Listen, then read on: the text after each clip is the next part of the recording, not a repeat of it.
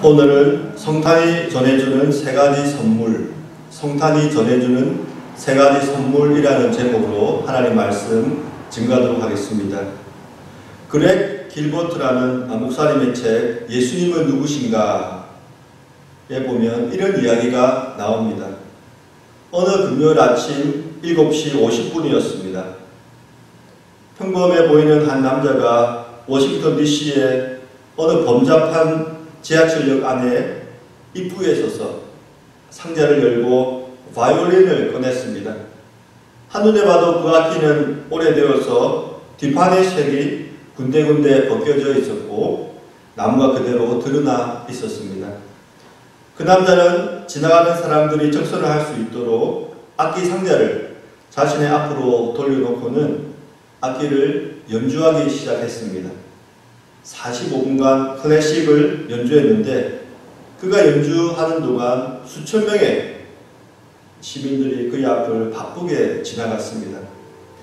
잠시 걸음을 멈추고 그의 음악을 들은 사람은 불과 7명 뿐이었고 그를 알아본 사람은 단 1명 뿐이었습니다.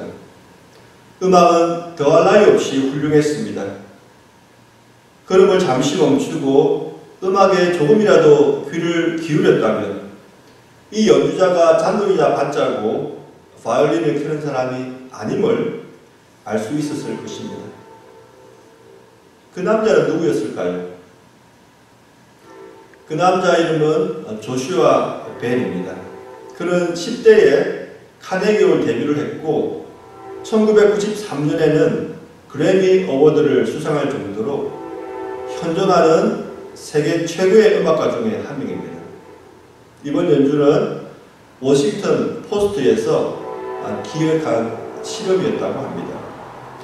그가 지하철역에서 연주할 때 사용한 악기는 300년이 된 40억짜리 스트라디바리우스였고 그는 바로크 음악 중에서도 가장 아름다운 선율을 연주했다고 합니다. 최고의 음악가가 최고의 악기로 최고의 음악을 연주한 것입니다. 그런데 단 1명 외에는 아무도 그것을 알지 못했던 것입니다. 왜 그랬을까요?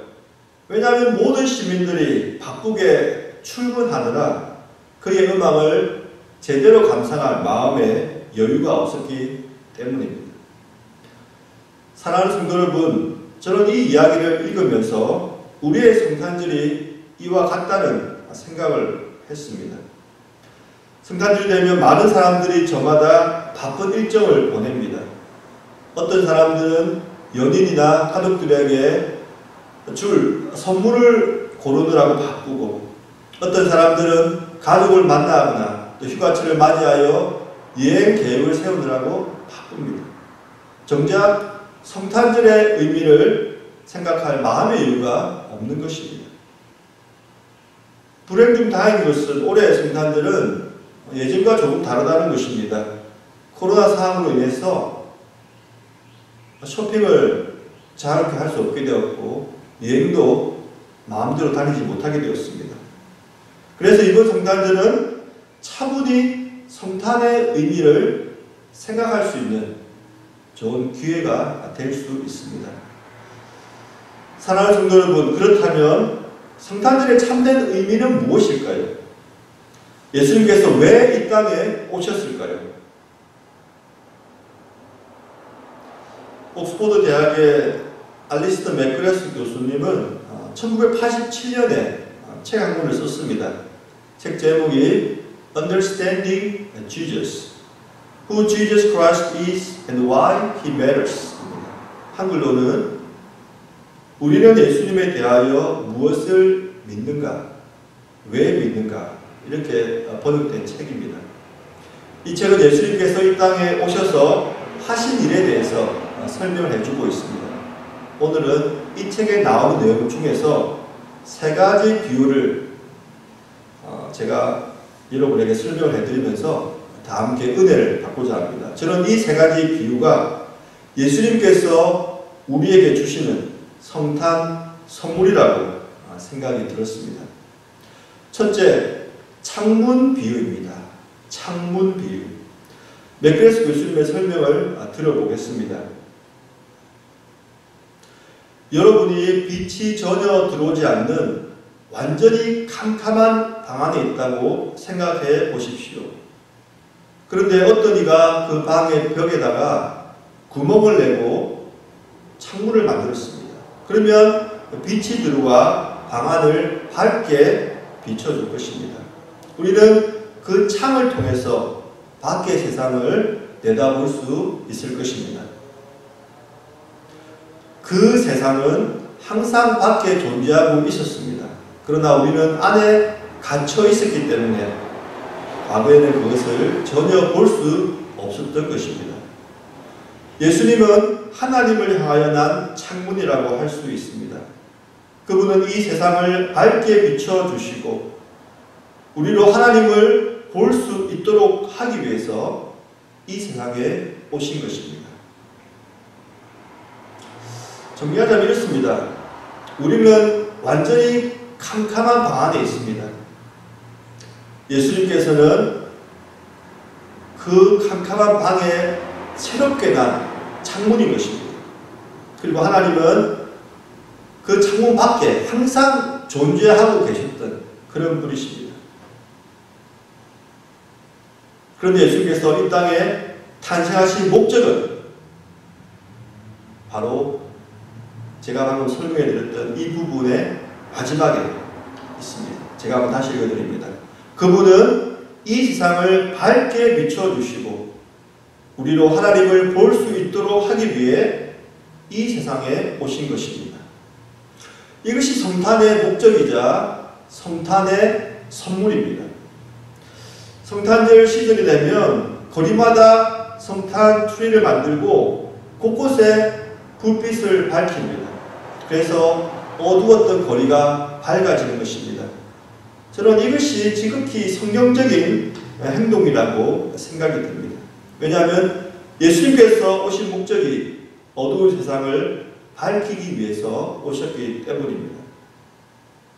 우리가 이 말을 조금만 뒤집어 보면은 예수님께서 오시기 전에는 세상이 온통 어두컴컴했다는 것입니다.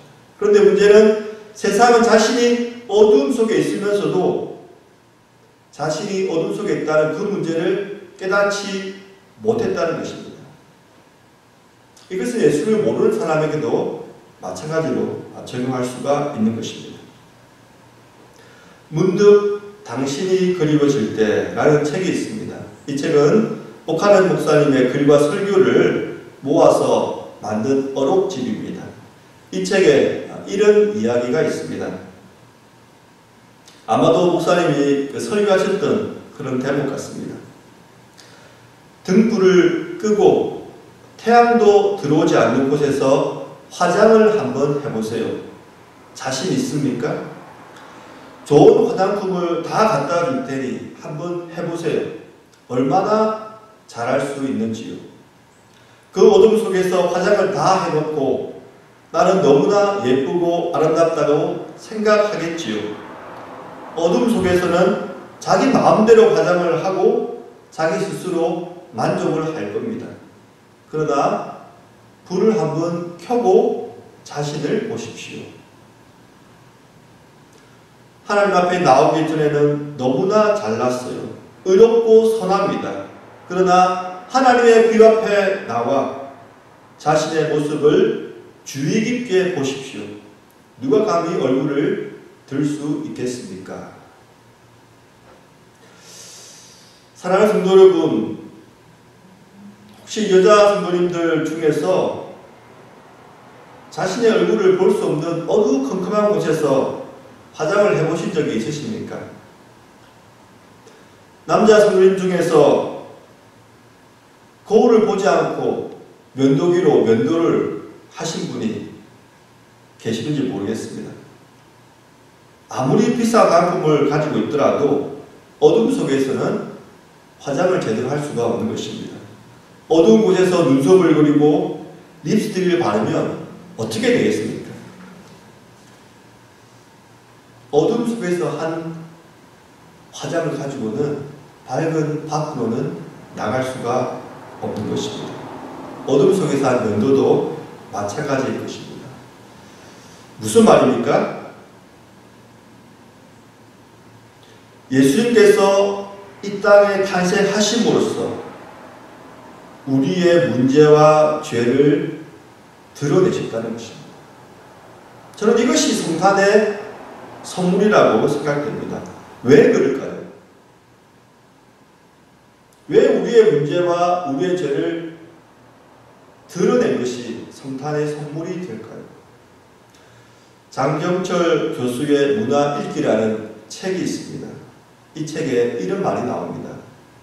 하나님은 치과 의사와 같습니다. 그분은 우리를 사랑하시기에 우리의 모든 죄의 문제를 해결하려고 하십니다. 그래서 그것을 드러내시는 것입니다. 좋은 치과 의사일수록 내 치아의 문제를 해결하려고 끝까지 모든 문제를 파악하려고 할 것입니다. 그리고 그 문제를 드러낸 다음에 모든 조치를 강구해서 그 문제를 해결할 것입니다. 그것이 바로 좋은 치과 의사죠. 사랑하는 성도 여러분, 예수님께서 바로 이 일을 하신 것입니다.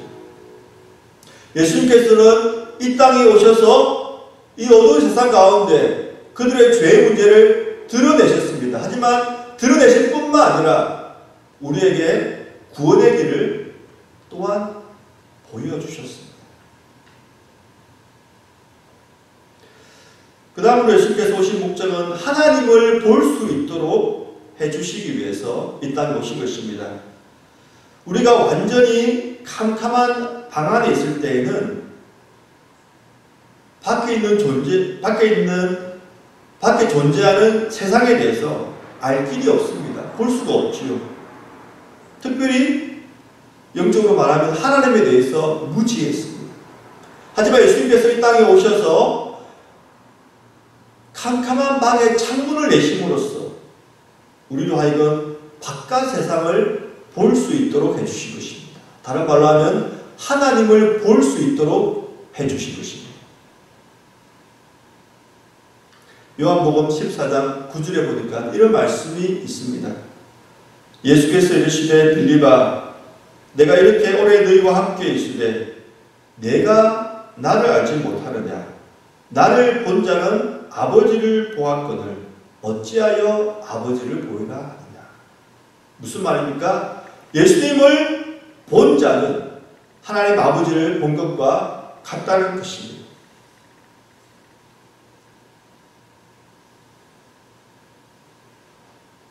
그렇다면 우리는 예수님을 통하여 하나님의 무엇을 볼 수 있는 것일까요? 하나님의 무엇을 알 수 있는 것일까요?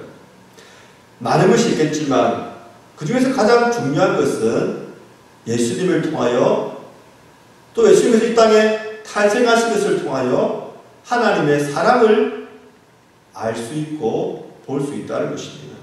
제가 성경을 두 군데 읽어드리겠습니다. 그 두 군데 성경의 공통점을 한번 찾아보시기 바랍니다. 요한일서 4장 9절입니다. 하나님의 사랑이 우리에게 이렇게 나타난 바 되었으니 하나님이 자기의 독생자를 세상에 보내심은 저로 말미암아 우리를 살리려 하심이니라. 요한복음 3장 16절입니다. 하나님이 세상을 이처럼 사랑하사 독생자를 주셨으니 이는 그를 믿는 자마다 멸망하지 않고 영생을 얻게 하려 하십니다.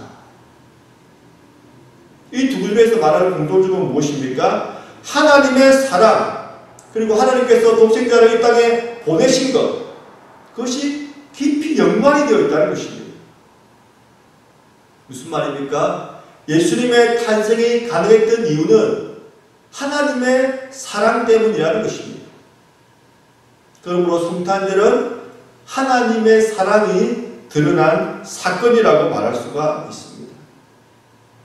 그런데 우리가 한 가지 잊지 말아야 될 것이 있습니다. 성탄절은 하나님의 사랑의 시작에 불과합니다. 하나님의 사랑의 절정은 성탄절이 아니라 십자가에서 나타났습니다. 사랑하는 성도 여러분, 성탄절이 없었다면 당연히 십자가도 없었을 것입니다. 하지만 하나님의 사랑이 온전히 드러난 곳은 베들레헴이 아니라 갈보리 언덕임을 기억해야 합니다. 이 말씀은 하나님께서 우리를 사랑하시되 끝까지 온전히 사랑해 주셨다는 것입니다. 두 번째 비유입니다. 두 번째 비유는 장막 비유입니다. 다른 말로 천막이라고 할 수 있습니다. 장막 비유. 요한복음 1장 14절을 제가 한번 읽어드리겠습니다. 말씀이 육신이 되어 우리 가운데 거하시매 우리가 그의 영광을 보니 아버지의 독생자의 영광이요 은혜와 진리가 충만하더라. 말씀이 육신이 되어 우리 가운데 거하시매. 이 구절에서 거하시매 라는 이 단어에 우리가 주목할 필요가 있습니다. 이 단어는 헬라어로 스케노우입니다. 원래 이 단어의 뜻은 장막을 치다는 의미입니다. 그러니까 이 말씀을 조금 다른 각도로 읽을 수가 있습니다.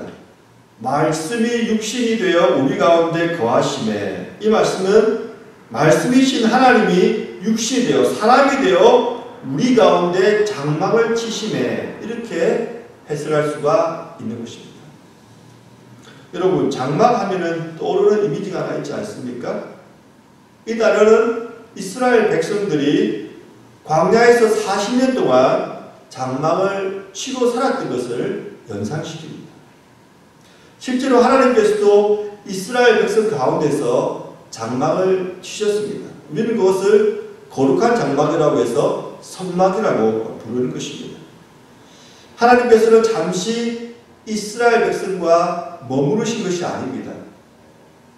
하나님께서는 이스라엘 백성이 광야 40년 기간 동안 성막에 계속 그들과 함께 계셨던 것입니다. 그리고 그것은 가나안에 들어갈 때까지 계속 이어졌습니다. 예수님의 오심도 이와 같다는 것입니다.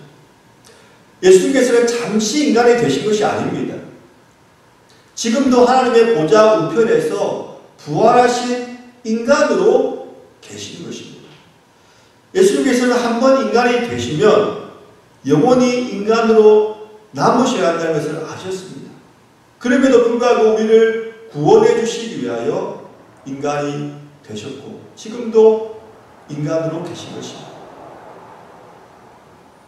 예수님께서는 인간이 되셨기 때문에 이 땅에 계실 때에는 제자들과 함께 거하셨고, 그리고 이 땅을 떠나실 때에는 그의 영이신 성령님을 보내주심으로 예수님을 믿는 모든 사람들의 마음속에 지금도 거하고 계시는 것입니다. 그래서 성경은 예수님의 이름을 임마누엘이라고 말하는 것입니다. 마태복음 1장 23절입니다. 보라, 처녀가 잉태하여 아들을 낳을 것이요 그의 이름을 임마누엘이라 하리라 하셨으니, 이를 번역한 적 하나님이 우리와 함께 계시다 합니다. 사랑하는 성도 여러분, 혹시 이번 코로나 상황으로 인해서 혼자라고 느끼는 분이 계십니까? 그런데 예수님을 믿는 분은 결코 혼자일 수가 없습니다. 왜냐하면 예수님께서 여러분의 마음속에 장막을 치시고 여러분과 함께 계시기 때문입니다. 이스라엘 백성이 가나안 땅에 들어갈 때까지 우리 주님께서 그들 속에 성막을 치시고 그들과 함께 동행해 주실 것처럼 우리도 천국 갈 때까지 우리 속에 성령께서 함께 해주심으로 우리와 동행해 주실 것입니다. 이것이 바로 성탄이 주는 선물입니다. 세 번째 비유입니다. 세 번째 비유는 동전 비유입니다. 맥그레스 교수님의 이야기를 한번 들어보겠습니다. 저는 학창시절에 학교 실험실에 화학약품을 가지고 노는 것을 좋아했습니다. 재미있는 장난 중에 하나는 아주 오래된 동전을 묽은 질산이 담긴 그릇에 집어넣는 일이었습니다. 그렇게 하면 질산이 푸르게 변하면서 악취가 나는 갈색 연기를 품어냅니다. 그 다음에 그 동전을 꺼내보면 마치 새 것처럼 보입니다. 질산이 동전을 더럽게 한 때를 용해시켜버린 것입니다. 재미있는 사실은 우리가 실험에 사용한 그 동전이 빅토리아 여왕이 새겨진 새 왕국의 펜이었다는 것입니다. 그러나 동전에 때가 계속 쌓여있었기 때문에 빅토리아 여왕의 형상은 거의 볼 수가 없었습니다. 그 형상은 분명 그 동전에 남아 있었으나 우리 눈으로는 볼 수가 없었던 것입니다. 질산이 이 형상이 깨끗하게 볼 수 있도록 원상 복구시킨 것입니다. 기독교에서 주장하는 것도 이와 마찬가지입니다. 인간 안에 있는 하나님의 형상이 죄로 말미암아 희미하게 보이거나 혹은 감추어졌을지라도 여전히 인간에게는 하나님의 형상이 남아있다는 것입니다. 희미해진 혹은 감추어진 하나님의 형상이 회복되기 위해서는 무언가가 필요합니다. 신학적으로는 묽은 질산과 같은 것입니다. 사랑하는 성도 여러분, 예수님께서 이 땅에 오셔서 하신 일이 바로 죄의 오염으로 감추어져 버린 하나님의 형상을 우리 가운데서 회복시켜 주신 것입니다. 이것이 바로 성탄의 목적이자 성탄의 선물인 것입니다. 여기서 우리가 한 가지 더 생각해야 될 것이 있습니다. 우리가 하나님의 형상을 그러면 회복할 때 어떤 모습으로 변하게 될까요? 그것은 바로 예수님의 모습을 담게 될 것입니다. 왜냐하면 예수님께서 보이지 않는 하나님의 형상이기 때문입니다. 고로새서 1장 15절에 이렇게 말씀하고 있습니다. 그는 보이지 아니하는 하나님의 형상이시요 모든 피조물보다 먼저 나신 이시니. 사랑하는 성도 여러분, 이것이 진정한 축복입니다. 왜냐하면 우리가 하나님의 형상을 다시 회복할 때 비로소 인간다운 삶을 살아갈 수가 있기 때문입니다. 사랑하는 성도 여러분, 하나님께서는 원래 인간을 하나님의 형상으로 창조하셨습니다. 이것이 동물과 다른 점입니다. 여러분은 사람과 동물의 가장 큰 차이점이 무엇이라고 생각하십니까? 인간에게 지능이 있는 것입니까? 인간에게 감정이 있는 것입니까? 인간이 사회생활을 하는 것입니까? 우리가 동물을 관찰해 보면은 어느 정도의 차이점은 있겠지만 이런 것들은 동물에게도 있는 것입니다. 인간과 동물의 가장 큰 차이점은 인간만이 하나님과 교제할 수가 있다는 것입니다. 인간만이 하나님을 예배하고 하나님께 기도하고 하나님과 동행하는 삶을 살 수가 있는 것입니다.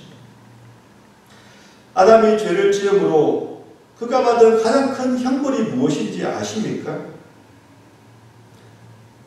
고된 노동이었습니까? 에덴 동산에서 쫓겨나는 것이었습니까? 장차 때가 되면 죽을 운명에 놓인 것이었습니까? 이 모든 것들도 아담이 받은 형벌이면 맞습니다. 하지만 그가 받은 가장 큰 형벌은 하나님과의 교제가 끊어졌다는 것입니다. 사랑하는 성도 여러분, 예수님께서 이 땅에 오셔서 하신 가장 큰 일은 우리로 하여금 다시 하나님과 교제할 수 있는 그런 하나님의 형상으로 회복시켜 주신 것입니다. 이것이 가장 큰 성탄의 선물인 것입니다. 이 선물은 누구나 받을 수가 있습니다.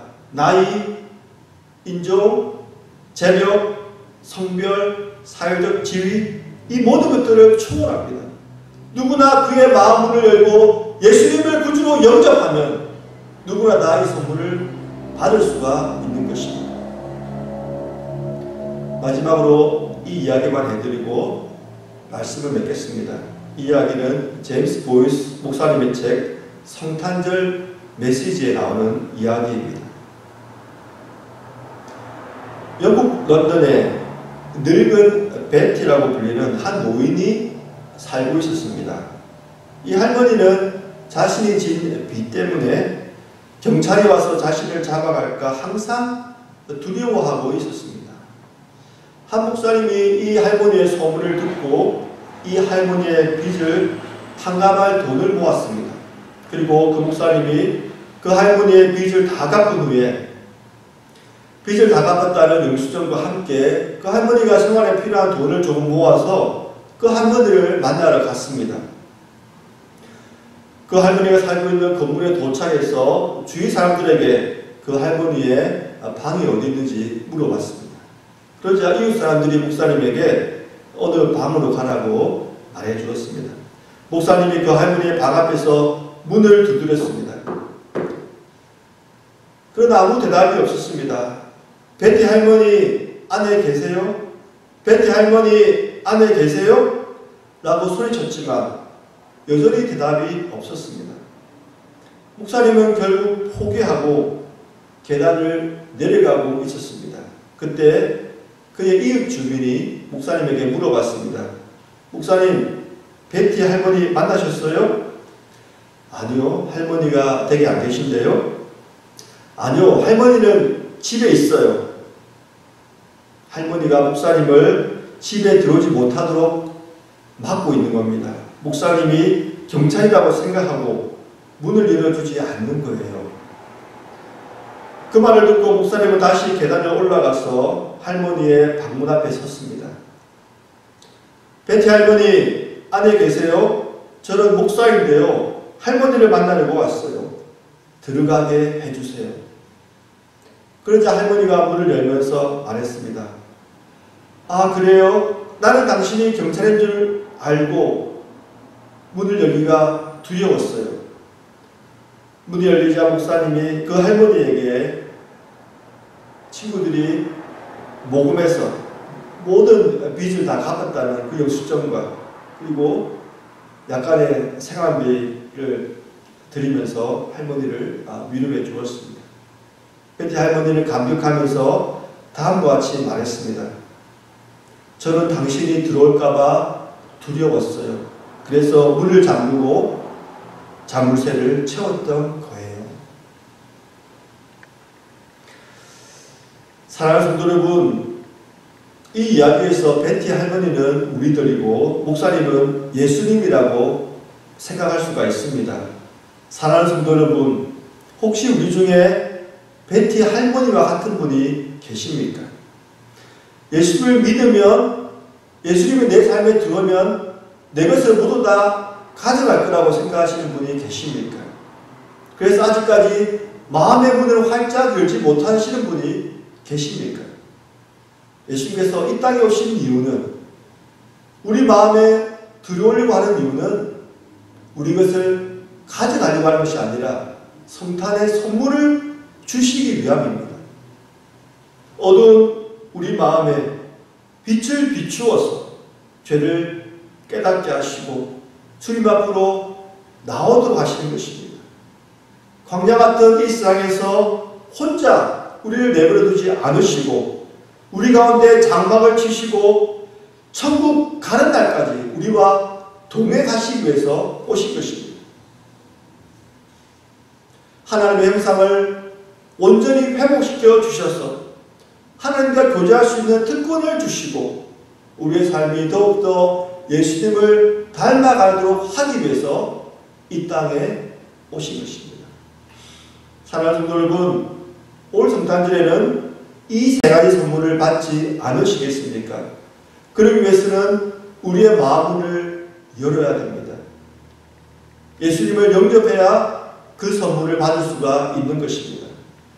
우리 모두 마음의 문을 열고 예수님을 영접함으로써 성탄의 선물과 복을 누릴 수 있는 우리 모두가 다 되기를 간절히 축원드립니다.